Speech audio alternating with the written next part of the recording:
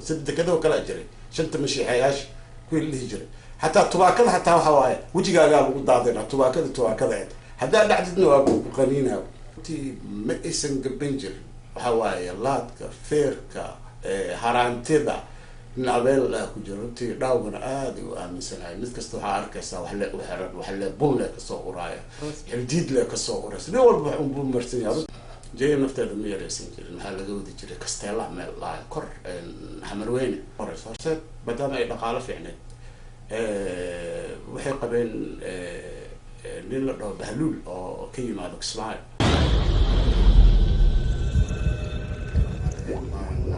أنا محمد حاجي آدم عياريان هوري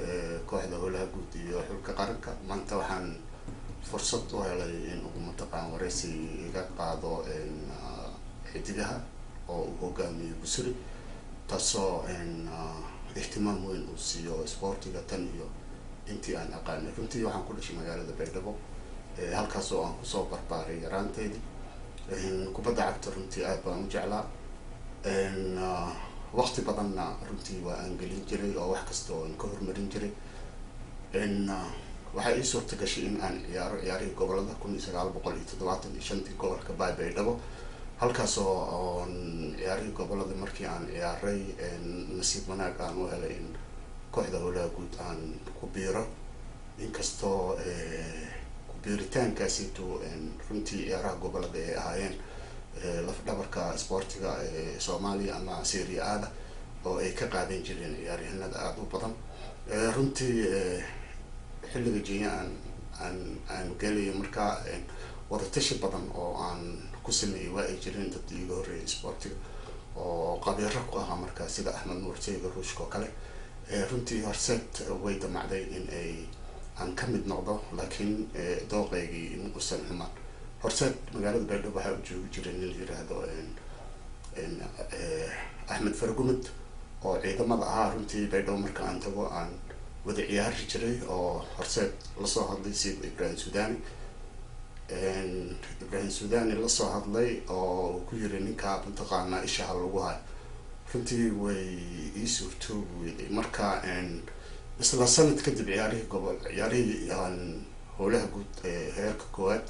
waxa ay suurta gashay in aan ka mid noqdo xulka qaranka Soomaaliyeed safarkaygu ugu horeeyay wuxuu ahaa Qaahira ayaan aadnay waxa macallin Ibrahim Sudani runtii waxaan ku xusuustaa inuu yahay macallin aad wanaagsan macallin waxtar leh macallin aqoon leh isku kursi ayaan fadhiisanay marka ayaa wuxuu yiri Maxamed ma ogtahay in aan mataqaanaa jeclaa in aad markii ciyaaraha gobolada laga qaaday kooxdeen horseed aad ka mid noqoto laakiin waxaan ugu tactiyay gudigii oo ciyaartooyda mataqaanaa raadinaysa oo clubka u qaadaysay run ahaantii marka waxaan iri hadee waqtigaas isla niyadeyda ayaan ka hadlayaa isaga lama aan hadlin waxaan iri hadee waan fiiriyay iri kooxda horseed ciyaaryahan waaweyn oo tan iyo muddo ciyaari ayaa mataqaanaa ciyaari oo xulka qaranka aad uga muuqday isla markaana aniga ilaa 1970 wixii ka dambeeyay waxaan ku noolaa magaalada Muqdisho waxaan dhigan jiray dugsiga dhexe Monsignor Philippine la dhihi jiray oo Saqaawdiin kadib markii gacanku mataqaanaa magacyada ka bedelay iskuulaadka kadibna waxaan dhigan jiray iskuulka Regenary Geometry waxaana director professor president Hussein Diiri Arabi markaan fiiriyay ciyaartooydaas ayaan waxaan iri sida Afiif oo kale Ismaaciil oo kale Jeylaani oo kale waxa dhexda ka ciyaaray Cabdinaasir ayaa ka ciyaaray waxa ka ciyaaray Cabdaliin ayaa ka ciyaaray runtii waxaan u arkay isla markaasito in aan kooxdaasito oo si sax aan ugu soo biiri karin marka waxaan arkay kooxda howlaha guud oo markaa ismu ku jirto Ismaaciil Gariile Cabdi Bidiste Fuaad iyo Xasan Bid ay ka tageen runtii ismu ku jirto oo markaan macallin uu ka yahay macallin Axmed Neegro runtii waxaan eedeeyay inuu fanaanada mataqaanaa waxay taala kooxda howlaha guud laakiin horseed waxa laga yaabaa sanad 2 sano kadib in ay kugu qaadato marka anoo markaa ka jawaabayay su'aashii macallinka waxaan macallin waa mahadsan tahay laakiin niyadda waxaan ka eri haddii aan horseed ahaan lahaa macallin maanta agtaada ma aan fadhiyan runtii macallin Ibrahim Sudani waxyaabo kale aan ku xusuusto oo ah annaga oo Abu Dhabi kun sagaal boqol iyo siddeetan iyo kowdii waa la wada joogay. waxaa joogay cabdullaahi cabdi runtii qatar ayuu macalin ka ahaa, koox heer kuwaad ayuu macalin u ahaa. waa uu nala soo hadlo wuxuu yidhi baasbooradiina soo dira si aan mataqaanaa koox idin geeyo. runtii macalin wuxuu ahaa mataqaanaa ciyaartooyda jecel inuu caawino oo dibadahana ay ka ciyaaraan oo mustaqbalkooda runtii uu isbedelo. marka waxaa ii suurta gashay in aan markaan baasbooradii iyo aan dhiibay in aan iraahdo bal markaan hadeed waa inaa isdiyaarisaa oo tababar fiican a qabtaa maadaama ishoreys aa gelis marka aad waxa aad tagto. waxaa ii suurta gashay markaa in aan xamar aado oo ciyaaro ka socdeen, horyaal ka socday. runtii horyaalkaas oo ahaa horyaal aada u sareeyo oo runtii kooxda howlaha guud oo weli aan laga badin inay mataqaanaa ay koobkii qaadi weyday. runtii waxaan ku xusuustaa ciyaaraha sito mataqaanaa ciyaaro aada u sareeya in ay ahaayeen. muddana aan ku dhex jiray mataqaanaa kooxda jenya haddaan soo xusuusto koox shacbi ahayd aada u weyn, runtii taageero aada u badan leh. guddoomiye u ahaa nuur xuseen allah u naxariiste, laakiin maamulka xooggiisa waxaa gacanta ku hayay xuseen diiri carabey, doctor cali nin la dhihi jiray, oday tuke. micnaha maamul oo waxay lahaayeen oo aada u awood badan. kadibna ciyaaraha waxaan ka istaagay kun sagaal boqol iyo siddeetan iyo shantii.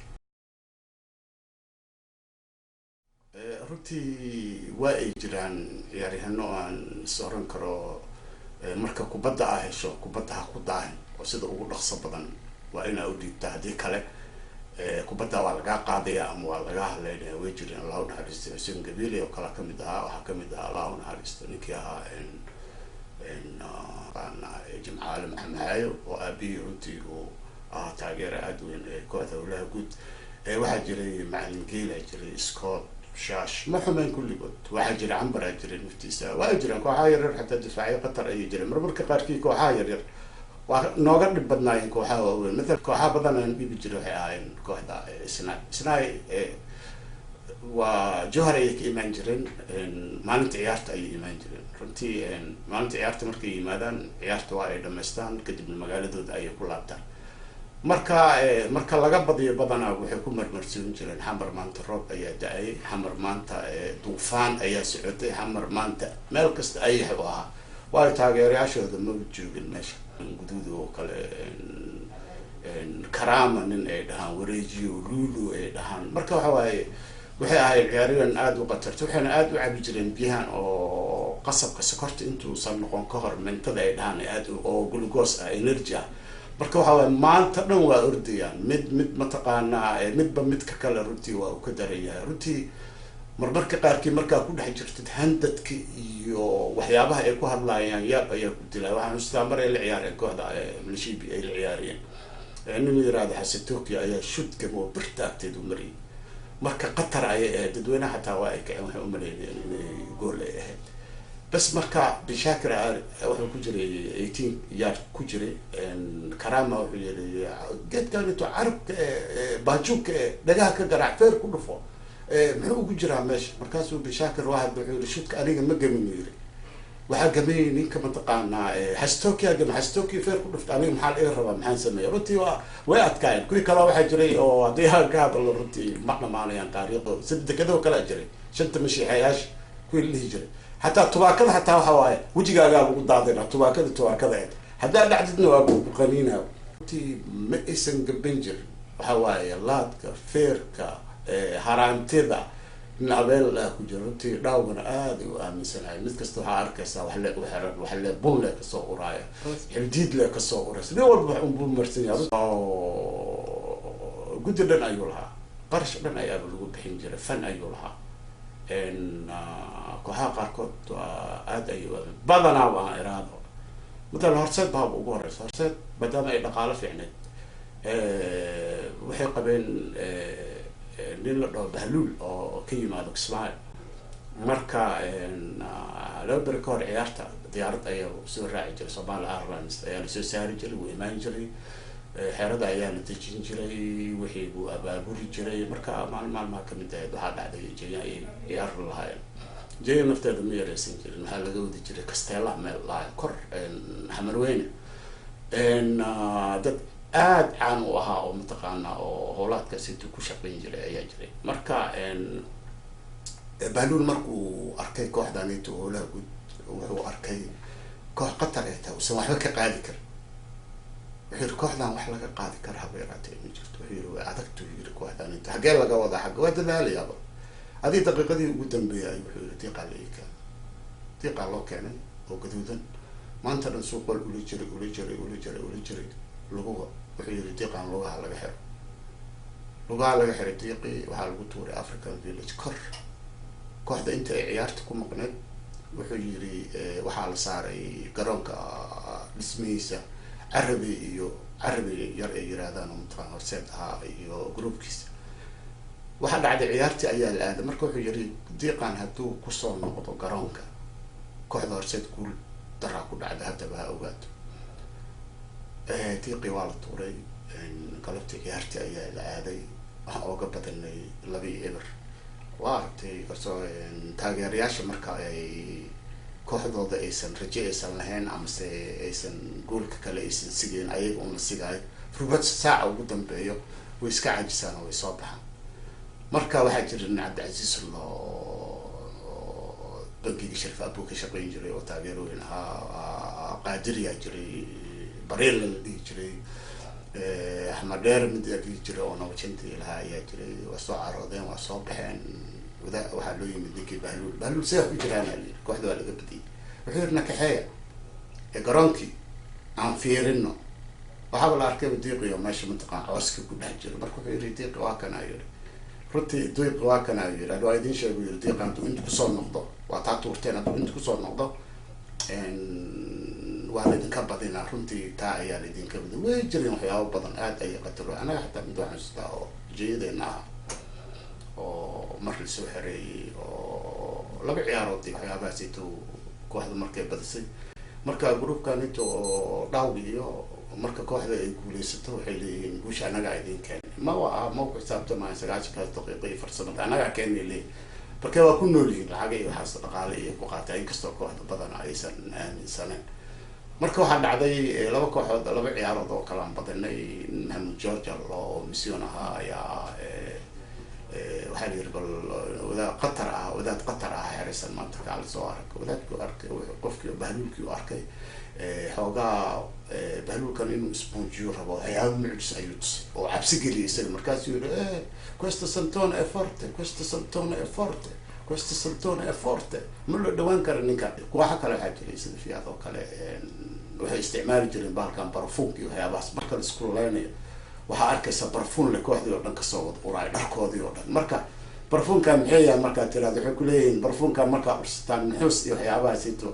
ayaa ka qaadaysan. marka way jireen waxa badanaaba mataqaanaa hadduu xataa ciyaartooyda qaarkood waxay si aamineen in mataqaanaa mid jeebkooda ay qaataan oo bishii mishaar ay siiyaan oo isaga kaliya mataqaanaa u rukuman oo awoodiisa arkay. hadda ka hor waxaan sheeg ahaan aan u maqalnay arrimahaas inkastoo oo aan rabno in la ogaado. hadda ka hor waxaa goolhaye ku faanay ninkii la jiray Jeelani iyo ninkii Shariif oo Minishibi uu qaban jiray. Jeelani qalibaad uu qatar waa Minishibi waxa Minishibi iyo Shariif ayaa Allah Shariif wuxuu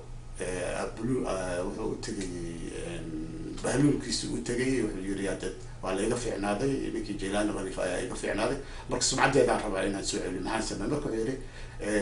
Jeelani meel saantiisa uu dhagay ciideeda ay kaan waxaan ku sameynaa adaa ka fiicnaanayo waxbaan ku sameynaa. Jeelani sida loo raadinayo iskool booliisiya laga raadiyo meel kasta laga raadiyo maalintii dambe garoonka kubadda cagta Isaadi Koonis ku helay. marka Isaadi Koonisna waa artay markay ciyaaraha dhamaadaan waxaa loo soo baxa banaanka loogu soo baxa mataqaano qeyr caadi ay dadka garoon iska 15,000 oo qof 20,000 oo qof qaadiyo ah. marka aad ay u adagtahay runtii inaan qof meel ku istaagay saantiisa intuusan markuu saanta uu istaago uu qaadayo meel 20 kala saaran. Shariifo markuu wuxuu bilaabay ilaa 30 mitir camal uu duganaa uu raadinayay uu daba socday Jeelani uu rabay inuu qaado ciidi runtii maalintii Jeelani waa u suurtooday waxyaabana looga sheekeyn jiray waa jira oo noocaas ah oo kuwa Talyaani xataa ay yiraahdaan marka oo Bahluulku uu soo daaho 9 saac bar la gaaro dooba El Santone maanta baxaraan ku jirnaa la-aantiisa waxa ma sameyn karno waxyaabahaas.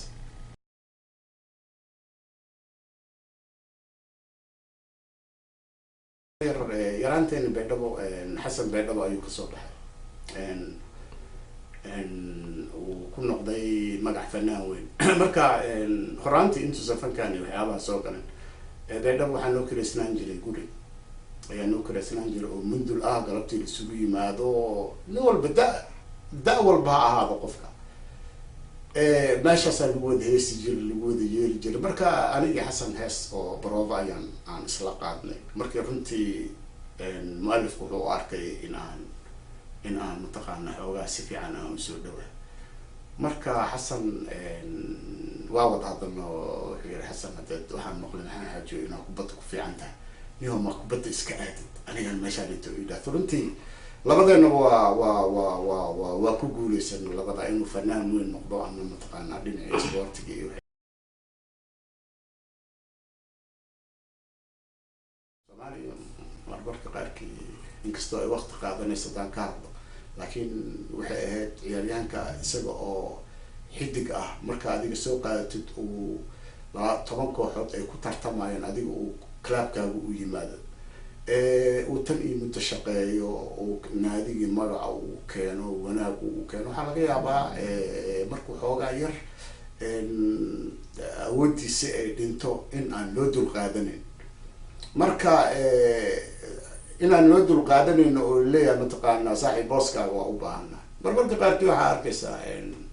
ayadoo ay saas ay tahay dad aan kubadda ciyaarin oo macawiise wata inay bish shanteedoo kale yimaadaan oo mishaar ay qaataan waa bisha kowgeeda ma imaan karaa waa la garana inuusan ciyaartooy ahayn laakiin bisha shanteeda markuu yimaado meelaha oo folibaagada oo dhan xafiiska waa iska faaruq waay qof jooga bale macawiis ayuu qaba marka kii soo dhintay ayaa waxaa laleeyahay adiga saaxiib jaga booskaagii ayaa u baahana ciyaartooy kalaan rabnaa inaan keensano kaa kale oo macawiisaha qaban waxaa laga yaabaa mataqaana in mishaarkiisa caadi uu qaato marka runtii aniga waama kasoo horjeedaa oo runtii fikrad ahaan sportiga inuu dowladda gacanteeda uu kusoo noqday sportiga in la madax baneeyo oo goboladii uu aado goboladii chance inay helaan ciyaaro waxaa jira aan ka qayb galay oo ciyaarihii gobolada hadda ahaa 1900 iyo 2010 ahaa ciyaaryahanadii xulka qaranka Soomaaliya uu ciyaartay oo Djibouti ka ciyaartay Tanzania ka ciyaartay oo magaca qarankiisa ku dheelisay ciyaaryahanadu waxay ahaayeen gobolka Kismaayo 3 laga keenay Baydhabo 2 laga keenay Puntland waxbaa laga keenay runtii mid aan aad ugu farxanay laakiin in ay ka qayb qaataan ayagoo magaaladooda joogo barnaamij club ahaan as gobol sida caalamka oo dhan uu wada ciyaaro kale Napoli Milan Inter runtii way fiicnaan lahayd in ay siyaabahaasito ay kala leedahay inaysan noqonin meeshii xamar kaliya in 8 kooxood 9 kooxood maxay samayn karaan 8 kooxood 9 kooxood ay barnaamij ma dhibaatooyin aad u badan oo kale oo waxaa arkaysaa macnaha maamulka sportiga weligiiba oo arkaysaa oo matalan ciyaaryahan horyaal ayaa la bilaabaya ciyaartooy ayaa waxaa arkaysaa waa la register gareynaya wasaaradda sportiga loo dirayaa wasaaradda sportiga marka loo diro ciyaaryahanka markuu hal ciyaaro waxa waaye 8 bilood koox kale uma ciyaari karo marka isagoo hal laba ciyaaray ayaa waxaa la siinayaa mulos naadiga macnaha wuu la fiirsanaya proper xumaan waa kugu xumaanaya ninka ciyaaryahanka waxaa laga yaabaa inuu xaas leeyahay inuu leeyahay caruur leeyahay inuu mataqaana waalid ay ku xiriiraan marka waqtigaas nolosta hadii la sii isla markaa kalaab kale mu ciyaari karo waxay noqonaysaa 7 bilood 8 bilood inuu sugo 8 bilood xunugaas intuu naadi kala qaadanayo oo mishaar siinayo 8 bilood haba yaraatay ma jirto runtii waxyaabahaas oo meelan ay waxyaabo kale oo qaladaad iska oo sixitaan u baahan xagga sportiga maxaa looga badiyaa un baa leeyahay laakiin maamul ahaan runtii ma ahan maamul hagan oo sportiga mataqaana waxyaabaha kuwa bisan oo mase ay kontraatooyin ay jiraan oo kale matalan 2 sano ku saxiixa kontraat aan ilama hadli kartid sportiga waxa macallimiinta male urur iyo ma aysan lahayn jirin waa loo diidi jiray inaysan mataqaana wax danahooda iyo aysan ka hadlin marka runtii xilli ramadaan oo kale waxa habeenkii hal saac habeenimo ayaa ciyaaraya matalan ciyaaryahankii oo maanta dhan soonna oo waxaa arkaysaa inta ciyaarta lagu jiro maanta dhan isagoo mataqaana mishaari matagaya arkaysaa hal saac habeenimo ay ciyaar bilaabaya lagama yaabo in xilligooda iyo la turjiyo mana xilliyeenta ciyaaraha la sameynayo in lagu talagalo xilliga oo ramadaanka oo kale in ay mataqaana shahru ramadaan ay tahay shahru cibaada ay tahay taada kale dhibaatooyinka jira taa waxay tahay marka hal magaalo lagu ciyaarayo iska joola badan oo ciyaaro lama sameyn karo magaaladiiba hal garoon ka badan haddaysan lahayn dhibaato waxyaabaha ay oga fiican tahay gobolada iskashuuladooda inay gobol kasta garoonkiisu qabaa garoon kale uu ku ciyaarin uu qaba ta kale xulka qaranka runtii marmarka qaarkii oo in aan wax ka xusuusto ka dhaho u baahan ayaa waxay tahay macalinka waxaa xulaya xiriirkaa xulaya ciyaartooydan xiriirkaa xulaya macnaha macalinka waxaa laga yaabaa ciyaaryahano qaarkood inuusan ciyaartooda habkooda uusan ka helin laakiin qasab way amar way fiicnaan lahayd wasiir sporti oo magaalada ka saara ciyaaraha gobolada geeya matalan kismaayo kale markaa tira ciyaartooydooda badanaa ma soo bixi jirin waxay usoo bixi jiray kalaabiye lahaayeen 600 oo shilin ayay meesha ku qaadan jireen 600 ee meesha ay ku qaadana xamar adduunya baa 800 u qaadana 6daas xag uu ku qaadanayo reerna ayuu mataqaanaa ku beelayaa la jooga magaaladiisu jooga saaxiibadiisa ayaa la qaybsanaya wixii oo dhan laakiin marka waxaa mid yimaado irid banaan aad iskaabula aad ashood soo gadbiye inta dhibaatooyin aada u badan marka waxaa qofka magaaladiisu ku noolaan karaa laakiin taas aan u leeyahay waxaa waay sportiga Soomaaliya hadii la rabo inuu mataqaanaa horumar uu gaaro in la soo celiyo dadkii aqoonta u lahaa sida macalin Ibrahim Suudani oo kale dadka banaanaha wada jiro macalin Tug oo kale professor Axmed Ciid oo kale Muuse Axmed Muuse Sayga Rushka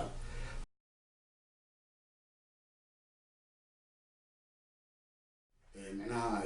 dhalinyarada cid kale u maqan ma laha waddanka hadduu beri taagaago meel nabad ah oo wax lagu sameyn karo sportiga ilan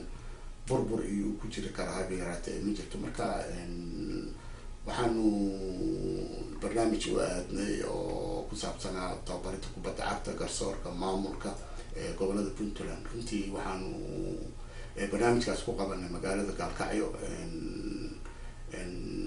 waxaana isugu yeeray macallimiin oo ilaa 27 macallimiin oo qarashkooda oo dhan aan qabnay runtii aqoontiina meeshii loogu geeyay macallin geelana macallin uu noqday shahaadooyin ay ku qaateen isla markaa ay barnaamijka ay dhamaysteen goboladooda ayay ku noqdeen 2009kii ciyaarihii gobolada anigii macallin Tuka ayaa joognay labadeena kaliya qabanqaabinaya waxaana weheliyey dhalinyaro badan oo magaalada joogto iyo garsooryaal iyo qaar ka mid wasaaradda sportiga madaxdeeda sida wasiirka iyo wasiir ku-xigeenka runtii ciyaarahaasito gobolada 2009kii ciyaar aada u fiican ayay ahaayeen runtii macallimiintii waxaanu ka aragnay in ay aqoon soo barteen ilmihiina wacyigelin fiican ay siiyeen si aysan mataqaanaa dagaal iyo waxyaabahaasito aysan garoomadii iyo foodo u sameyn runtii wacyigelin aada u weyn ayay ahayd sanadkii 2010kiina ciyaarihii gobolada oo dalka ayaa lagu qabtay runtii taasoo aan oran karo in ciyaar fiican ay ahaayeen ihtimaam weyn goboladii ay mataqaanaa magaalo aysan hore u imaan ay yimaadeen si fiican loogu soo dhaweeyey sportiga dad waa tilmaamta nabadda waxbarashada caafimaadka iyo isdhexgalka arrimaha bulshada iyo wax wada qaybsiga runtii waxyaabo qaarkii waxaa arkay dhalinyarada deegaanada ku wada nool markii ciyaaraha gobolada ay fiirsanayeen kooxa ayay taageero u ahaayeen kuwa baydhabo ay taageero u ahaayeen kuwa Kismaayo kuwa Banaadir runtii ayaga waxay barteen in mataqaanaa magacyada dalka ay si fiican u barteen marka aqoonba umaba aysan lahayn ba awalba mataqaanaa inta gobol jiray iyo magaalooyin jiray waxyaabaha marka taana runtii Puntland barnaamijka ay qabatay waxaa loo arkay caalamka oo dhan Puntland inay nabad tahay tada kalena deegaan ahaan in Puntland lagu soo dhaweyn karo ay ka qayb qaadato nabadda mataqaanaa waddanka Soomaaliya dowladda Puntland hadii aan soo xasuusto 2010 ciyaarahaasayto barnaamijyada ugu badan ay ujeedadooda ahayd sidii khudbadihii madaxweynaha aan maqlayn ahayd ciyaaryahanada in la istaabsiyo macnaha inay ciyaaraan inay isdhexgalaan haddii kala guuleystaan inay kala tagaan macnaha ujeedadeeda waxay ahayd in siyaasiyiinta waddanka ay tanaasul ay lahaadaan in ay mataqaanaa wadaninimada ay ka hormariyaan wax walba marka ilmaha in lagu dayda ay mataqaanaa ujeedada ahayd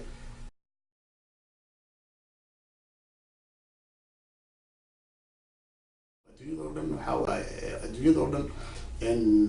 maamulka ayaa magacaaba macalinka xiriirkaa magacaabaya macalinka